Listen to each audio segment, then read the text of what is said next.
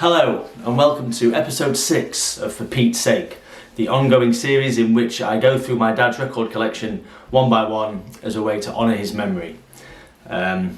So, last week was at Flamborough and that was good, and the week before was at my parents' house, the house that I grew up in, but this week we're back in the familiar back room of my own house to talk about Bob Dylan. So, before I get into this album, just a little bit about Bob Dylan and my dad's relationship with Bob Dylan and all that kind of stuff.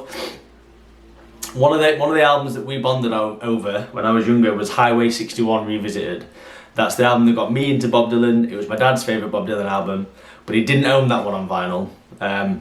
But that was a real kind of bonding moment for us, that particular album. It's one of the first albums I remember that was one that we both loved. There wasn't something new, something that had come out recently, something like from back then. And I was obsessed with that album all through being a teenager, played it all the time, and we used to talk about it all the time. And if ever my dad came round for like events like barbecues or parties or whatever, I'd always put loads of songs from that album on there. And that got me thinking about how every year at Christmas time I would put albums on, when I was writing my list to Santa, I would put albums on there, and from a really early age I was doing that. And I was reflecting when I was going on a walk earlier about, I wonder who bought those albums. Was it my mum or was it my dad? I suspect my mum bought most of the Christmas presents, but I can't imagine my mum going into HMV or maybe Woolworths, I guess, or somewhere like that, and asking for these albums. But it is amusing to think of my dad having to go into HMV or somewhere and ask for Leveling the Land by the Levellers, or There Is Nothing Left to Lose by the Foo Fighters. Two albums that I remember receiving at Christmas time, many years apart though. The Levellers one was on cassette, that's how long ago that was. And the link with Bob Dylan there is that what my dad would do, which makes me think that it was my dad that would buy the albums actually, is he would get me the ones on the list. There'd normally be 4 or 5 on the list, and then he would buy a couple that he just thought that I would like. And you know, when you're a kid, you don't really appreciate that. You don't really appreciate the trouble that your dad has gone to be like, I'm recommending this to you. And it makes me quite sad now, because I think quite a lot, some of the stuff that he bought, for me, I never really gave it the time of day. And you don't really think when you're a kid that like this is something that he obviously loves, that he thinks that I will like. And he would ask me about them, did you listen to that album? And I'd just be like, yeah, I didn't really like it, or it's not really my thing. And that's makes me quite sad now to think that he obviously went to the effort to recommend something for me when I was a kid, and I never really kind of gave it the time of day. But with Bob Dylan, I remember one year for Christmas he bought me on CD Blonde on Blonde and Blood on the Tracks, two kind of seminal Bob Dylan albums that his other favourites other than Highway 61 Revisited. And luckily I did listen to those two albums a lot, and I did love both of them. So that was one of the times when it was a success that he bought me something that I really liked. But yeah, now that I'm a father, I think about how I would feel if when my daughter's older. My daughter's only 1 at the moment, but when she gets older, I'm thinking about when she starts getting into music. If I was to kind of recommend her something, go out my way to recommend something, and then she didn't like it, yeah, you'd be a bit disappointed, I guess. And I'm sad that that my dad might have felt that way. Although he wasn't precious about that kind of stuff, and I guess you just kind of get used to it as a father, don't you? Already I love it when I put a song on at home and my daughter does her version of dancing, which is just kind of this. She's better moves than me though, so fair play to her. Yeah, so that's something I was reflecting on, was thinking about my dad having to go into HMV to buy these albums that he'd never heard of for me for Christmas and birthdays and stuff, and I was smiling to myself thinking about that. So this week's album then is Nashville Skyline by Bob Dylan. So let me just get my notes out. Ever so prepared. Such a professional. I'm sure everyone would agree. So this album is Dylan's 9th studio album. And it was released on the 9th of April 1969, when my dad would have been 11. So I reckon that this was bought retrospectively. Maybe I'm wrong. Maybe he bought it as a kid. but I don't think that's the case. I think he would have got into Bob Dylan when he was older and then gone back and bought a lot of his albums. I think that's what's happened here. So this one is really short, this album. It's only 27 minutes, the whole album. 10 songs, 27 minutes. You could put all of that on one side and then have, 3 episodes of For Pete's Sake on the other side. Well, what a treat that would be, the Bob Dylan mashup that you didn't know that you needed. It was produced by someone called Bob Johnston, which sounds like the alternative universe version of me. Bob Johnston. I might start calling myself that, in fact. So this album is notable for being a full-on country album, this one. So the one before this one, John Wesley Harding, had kind of started going that way, but this is a full-on country album. That's what this is. And also it's notable because Dylan's voice sounds different in this one. He says it's because he'd quit smoking, but I think he was just trying something different. And we'll talk about the songs in which that is most prominent in a minute. So to look at the sleeve, this one is in pretty bad shape. It's kind of, the spine is all kind of torn and ripped. It's also coming apart a little bit at the bottom there as well. So that's a shame. But there's Bob, a rare picture of Bob Dylan smiling. He's normally quite a miserable man, isn't he? But he looks pretty happy in this one. And he does look very country with the guitar's kind of very country coded and the hat and stuff like that. And then on the back, this here is kind of a poem written by Johnny Cash about Bob Dylan. It's called Of Bob Dylan. And it's basically just a kind of an ode to him and a celebration of him. It talks about him being one hell of a poet and things like that. So that's quite nice. And he appears on this album, Johnny Cash, and that's why I imagine he's done that. You can see there the signature. It's not actually signed, of course, it's printed, but the Johnny Cash signature there. Yeah. And then the record itself is also in pretty bad shape, very smudged and stuff like that. It's got the CBS logo in the middle. Made in England, I noticed, if you see there. Made in England. So I thought that was interesting. I wonder if there's any record plants in England now. It feels unlikely. It's not something I know about, but yeah, I thought that was interesting to know. I've just ripped it a bit more there. Yes, so the 4 songs I want to talk about from this album.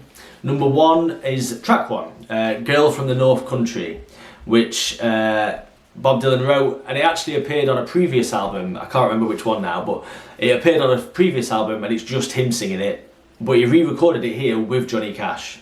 And this is the definitive version, definitely. What is interesting about this is, I like Dylan's voice normally. He's not a good singer, if you know what I mean. He's not traditionally a good singer, but his voice is distinctive and it suits the kind of music that he plays. But when it's alongside Johnny Cash, his limitations are really laid bare. Like when Johnny Cash comes in halfway through this song, his voice is just so much better than Dylan's that it really overshadows him. Even though Dylan's singing this new kind of croon on this album, which is really obvious on the songs Peggy Day and Lay Lady Lay, he's like got this totally different singing voice. But I'm not going to talk about them because I want to talk about the next one is To Be Alone With You, track 3, which is a kind of barroom stomp with this incredible piano playing. Very straightforward lyrics, which is something that is the case across this album and is unusual for Dylan normally. But yeah, that song is the most like the stuff, the earlier stuff, and it's the most typical Bob Dylan song is what I'm trying to say on this album, if there is such a thing. To Be Alone With You, that one is. And then I wanted to talk about track 4, I Threw It All Away. This is the best song on the album for my money. This is the only true Dylan kind of masterpiece on this album. And it took me a few listens to really kind of appreciate how good it is. But it is a gorgeous, lovelorn ballad. And it's a breakup song, and unlike lots of Dylan's other breakup songs, which are quite kind of acerbic and vicious, in this one he takes full responsibility for the breakup. And expresses regret for the way that he's acted. It's the clues in the song title, I Threw It All Away. And it's unusually introspective and it's just really good. It's such a great song. And then I wanted to focus on Tell Me That It Isn't True, which is yet another breakup song, this time from the point of view of a man who is hearing about his ex's new relationship and expressing kind of unhappiness about what's going on there. Tell me that it isn't true, that's what he's talking about there, a new relationship. Again, it's very sincere lyrically, it's not coded behind kind of, you know, lyrics that you have to decipher. The lyrics are just there, they're just laid bare. It's got a really great bass line that kind of rumbles along through it. And it fits the general melancholy feel of the album. It is a very melancholy album, this one. Which, you know, is kind of a hallmark of country music as well, isn't it? And then finally, the final track on the album, Tonight, I'll Be Staying Here With You. This one is a little bit more upbeat lyrically. It's about someone who decides not to leave a place to stay with a woman. So this is about a more successful kind of relationship. And that's probably deliberate, ending the album on a positive note after so much kind of sadness that permeates the rest of it. There is a lyric where he says, throw my ticket out the window. That bit's fair enough, you know, he doesn't need the train ticket anymore, throw that out the window. Throw my suitcase out there too. Probably keep the suitcase, Bob, I would suggest. You're going to need your stuff. You're going to regret that after a couple of days with this woman when, you know, you want to brush your teeth, for example, and you can't.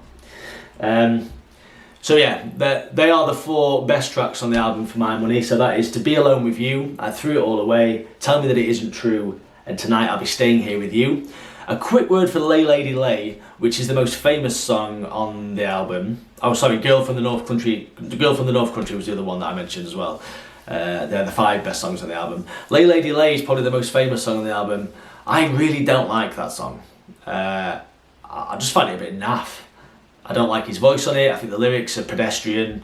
This is coming from a man who's never written anything of note in his entire life, of course, and I'm calling all of Bob Dylan's lyrics pedestrian, but I mean relatively, in relation to his other songs. I don't like the guitar on it.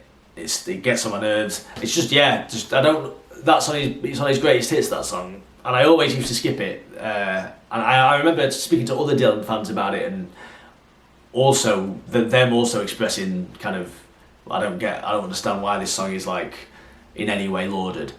But there we go.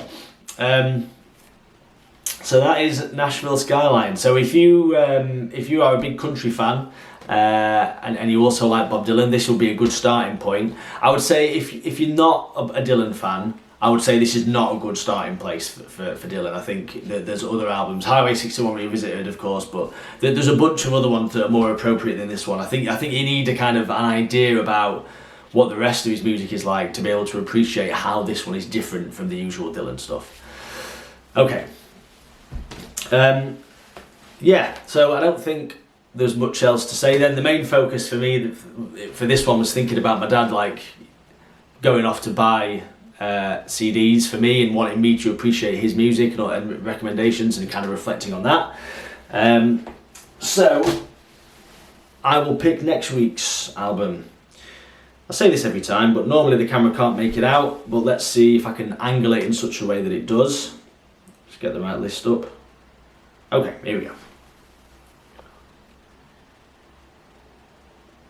If I kind of move that around a little bit, maybe the camera will focus on it in such a way that you can make it out. Let's see.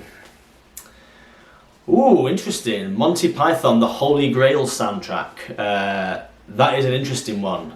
Now, I've never listened to it, but my dad used to talk about it all the time and he used to quote it and stuff like that. Obviously I know the songs that are in the film, but there's other stuff on this soundtrack which is exclusive to the soundtrack, so that will be interesting to listen to.